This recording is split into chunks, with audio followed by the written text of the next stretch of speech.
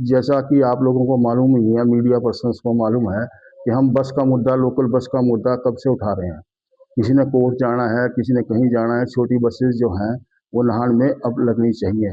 ना ही क्योंकि यहाँ पर किसी थ्री व्हीलर या किसी और तरह का कोई इंतजाम है, तो लोगों को बहुत परेशानी होती है कि जिनके घर में स्कूटर नहीं है या सिर्फ माँ बाप यहाँ पर रहते हैं, उन्होंने कहीं जाना आना है या कुछ भी है, तो उनको बड़ी परेशानी का वो करना पड़ता है। तो अब इसमें दूसरी बात जो थी हमारी, एक बंदरों का और ये जो स्टे एनिमल्स का आतंक है बाजार में, वो आपके सांड, बड़े बड़े सांड पता नहीं कहाँ से, हरियाणा से कहाँ से आए हैं, वो लोग वो घूमते रहते हैं।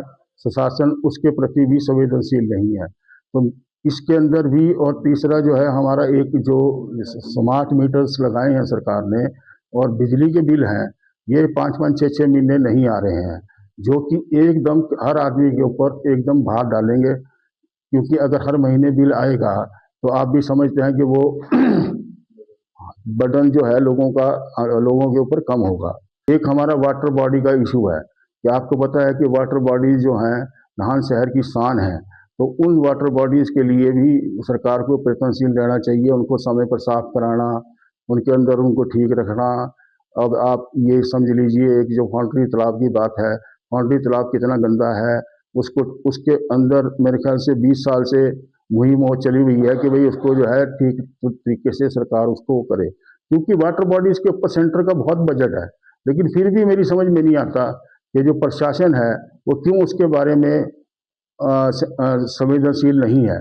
उसको उसके प्रति सेंसिटिव होना चाहिए और अपने आप ही ये चीज़ें होनी चाहिए, लेकिन उसके बारे में भी कोई किसी प्रकार का कोई वो नहीं हो रहा है। नया मुद्दा आज हम इसमें वो कर रहे हैं, वो ये है कि जो शिवालिक रेंजेस हैं हिमाचल प्रदेश की, right from Paonta to Pathankot या पठानकोट से कहीं ऊपर वो करे, लेकिन वो पूरी एक नीचे से पूरी लाइन कनेक्ट होनी चाहिए, ताकि हिमाचल प्रदेश की जो रेलवे कनेक्टिविटी है वो भी बढ़े और लोगों को उसका फायदा हो। अब आप अगर आज कांगड़ा जाने के लिए मान लीजिए आपको 8 घंटे लग रहे हैं, अगर हमारे पास ये रेल कनेक्टिविटी होगी, वो सारी जो है इधर से पांवटा से लेके ऊना, ऊना में तो चलो कुछ है, लेकिन ऊना से लेके फिर आपका हमीरपुर, हमीरपुर से कनेक्टिविटी करते करते ये सारी लो रेंजेस है। इस लो रेंजेस के अंदर कोई रेलवे ट्रैक बनाना इतना मुश्किल भी नहीं है। तो अगर सेंट्रल गवर्नमेंट चाहे तो इसको हो सकता है। तो ये हम आज उठाना चाह रहे हैं और इसको भी हम इशू को परसू करते रहेंगे।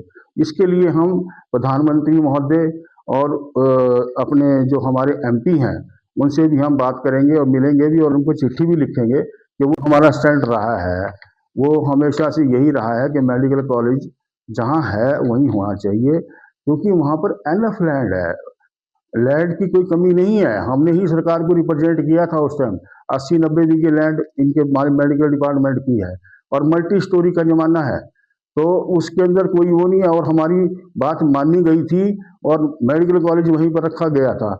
और आज भी हमारा स्टैंड यही है कि भाई हम मेडिकल कॉलेज नाहन में ही हो और उस चीज़ को ढंग से उसका मास्टर प्लान बनाकर उस एरिया का सारी चीज़ों को डेवलप किया जाए।